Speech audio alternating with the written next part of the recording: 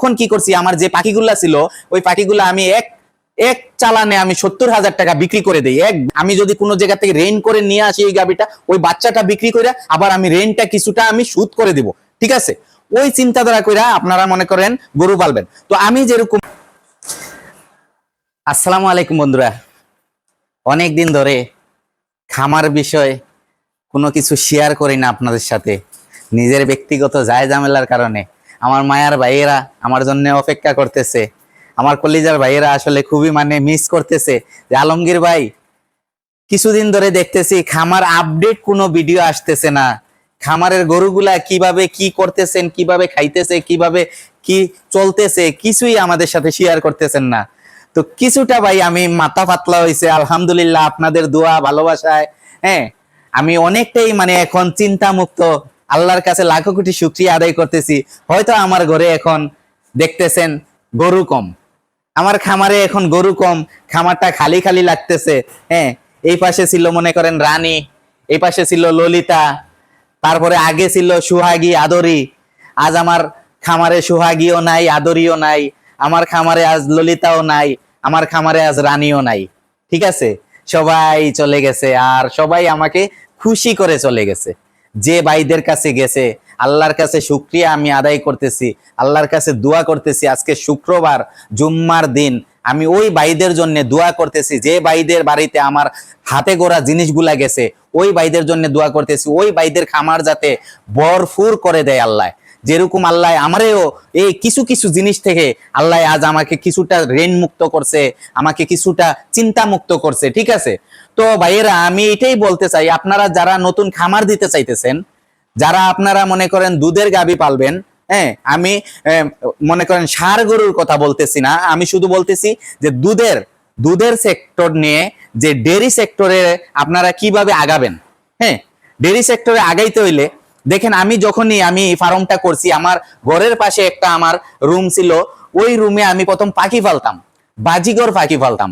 আমার করোনার সময় আমার এত পরিমাণ বাজিগর পাখি হয়েছিল, আমি লাস্ট মুহূর্তে বাজিগর পাখির খাবার দিতে পারতেছি না। খাবারের দাম, যে বাজিগর পাখির খাবার ছিল 70 টাকা 60 টাকা কেজি, ওই খাবারটার দাম হয়েছে আপনার 200 থেকে 250 টাকা কেজি। ওই খাবারটা আমি দিতে পারতেছি না, আমার পাখিগুলা দেখতেছি না খাইয়া মরবে।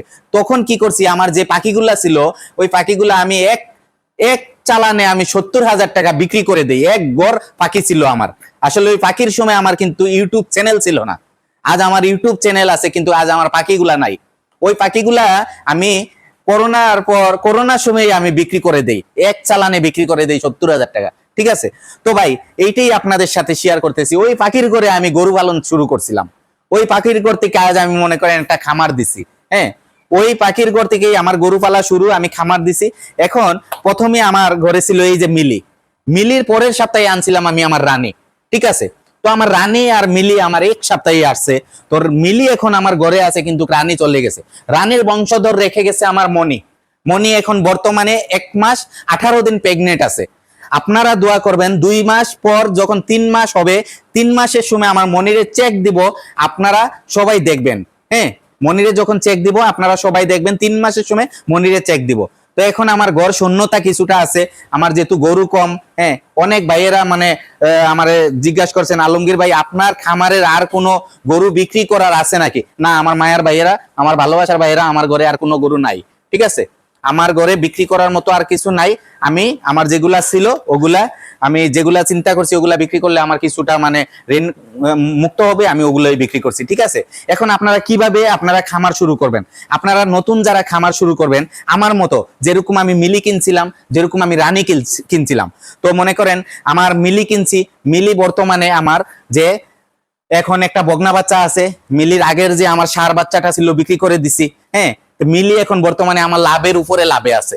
ঠিক আছে, আমার সুন্দরী দেখেন, সুন্দরী যেরকম আমি আনছিলাম, আইনা আমি মনে করেন আমি প্রেগনেন্ট করাইছি, প্রেগনেন্ট করানোর পরে আমার জানেন আপনারা যে আমার আদরি হয়েছিল, ওই আদরিরে আমি বিক্রি করে দিছি। আমার সুন্দরী এখন আবার প্রেগনেন্ট আছে। ঠিক আছে, আমার সুন্দরী এখন আবার প্রেগনেন্ট আছে। আপনারা মনে করেন এই ধরনের নতুন যে ভাইয়েরা খামার দিতে চাইতেছেন, এই ধরনের গাবি আপনারা কিনবেন। মনে করেন সাথে একটা বগনা বাচ্চা আছে, হ্যাঁ, একটা বগনা বাচ্চা আছে, যাও আমার 20,000 টাকা বলন দিয়ে আমি কিনবো, বা আমি 8 মাস 9 মাসের একটা প্রেগনেন্ট গাবি কিনবো আমি, যাতে আমি 7-10 দিন পরে, মাসখানিকের পরে আবার আমার ঘরে একটা বাচ্চা আসে, বাচ্চা আসার পর ওই গাবিটার দুধ বিক্রি করে ওই গাবিটার দুধ দিয়ে আমিও চলতে পারবো, আমার গাবিটাও চলতে পারবে। ওই বাচ্চাটা আবার যদি একটু বড় হয়ে যায়, আমি যদি কোনো জায়গা থেকে রেন করে নিয়ে আসি এই গাবিটা, ওই বাচ্চাটা বিক্রি করে আবার আমি রেনটা কিছুটা আমি সুদ করে দিব, ঠিক আছে? ওই চিন্তাধারা কইরা আপনারা মনে করেন গরু পালবেন। তো আমি যেরকম মনে করছেন মিলিরে আনছি, রানীরে আনছি, ওদের কাছ থেকে আমি পাইছি, ওদের কাছ থেকে পাইছি, ওদের বাচ্চাগুলা বিক্রি করে মোটামুটি আমি আমার রেন মারতে পারতেছি। আমি যদিও রেন করে থাকি, আমি রেন মারতে পারতেছি। তো আপনারা এইটাই চিন্তা করবেন। আর যে ভাইয়েরা মনে করেন টাকা পয়সা অটাল আছে, অটাল টাকা পয়সা আছে, টাকা পয়সার কোনো সমস্যা নাই, ওই ভাইয়েরা হাইয়েস্ট পার্সেন্টেজ দেইকা বগনা বাচ্চাগুলা কালেকশন করবেন, ঠিক আছে? পার্সেন্টেজ ভালো দেখা আপনারা মনে করেন এই যে আমার ললিতা বিক্রি করছি, যে ভাই নিছে, যদি ললিতারে যদি আমার মনে করেন 20,000 50,000 বলন দিয়েও যদি আমার এক ভাই যদি কিনা নেয়, হ্যাঁ, যদি উনি মনে করে যে আমি 20,000 টাকা বলন দিয়ে কিনছি, 50,000 টাকা বলন দিয়ে কিনছি, আমি যদি মনে করেন একটা ছাগলের বাচ্চা না কিনা একটা হাতির বাচ্চা কিনি, ওইটাই ভালো, ঠিক আছে? কারণ একটা ভালো জাতের ভালো মানের বাচ্চা যদি আপনি প্রথমে যদি একটু বলন টাকা দিয়েও কিনেন, কোনো সমস্যা নাই, কারণ সে আপনার আজীবন দিয়ে যাবে। যে সে যদি আপনার 1 নম্বর থেকে 11 নম্বর পর্যন্ত বাচ্চা দিতে পারে, সেই হচ্ছে পার্সেন্টেজের গাবি, ঠিক আছে? তো আমার ললিতার ভিতরে অনেক গুণ ছিল, তো ওই গুণের কারণে হয়তো অনেক ভাইয়েরা নিতে চাইছিল, ঠিক আছে? তো আপনারা ওইরকম যে ভাইদের অটাল টাকা আছে, টাকা পয়সার কোনো সমস্যা নাই, ওই ধরনের পার্সেন্টেজ দেখে দেখে আপনারা 2-4টা বগনা বাচ্চা আপনার খামারে আপনি পালাইয়া রাখবেন। ওগুলা দেখবেন একসময় আপনার 4 লাখ টাকার গাবি হবে, ঠিক আছে? ওগুলোই আপনার খামারে 4 লাখ টাকার গাবি হবে। আপনার মনে করেন প্রথমে 20-25 প্লাস দুধ দিবে, ঠিক আছে?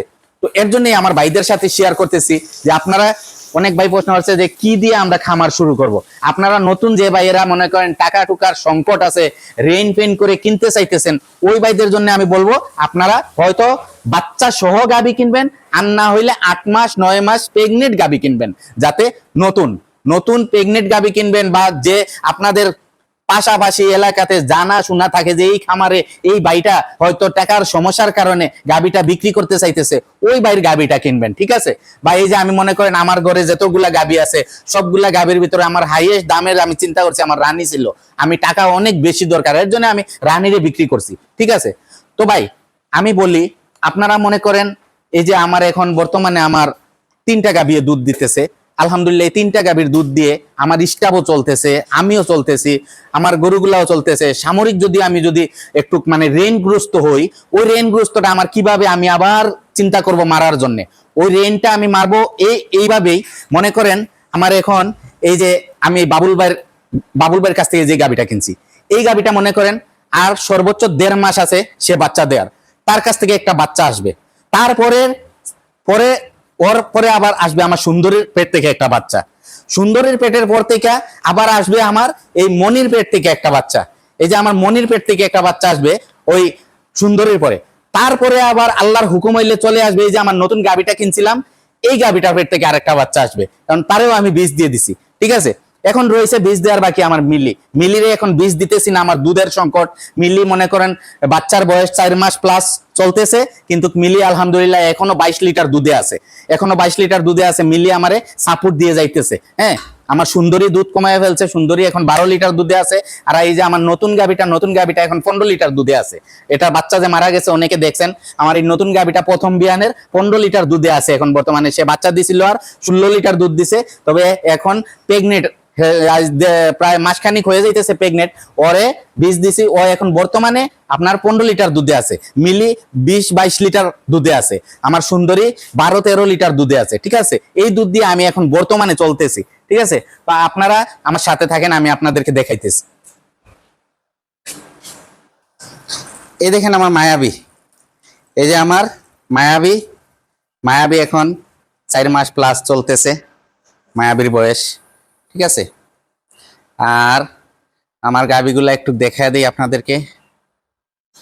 সবাই এখন রেস্টে চলে যাবে,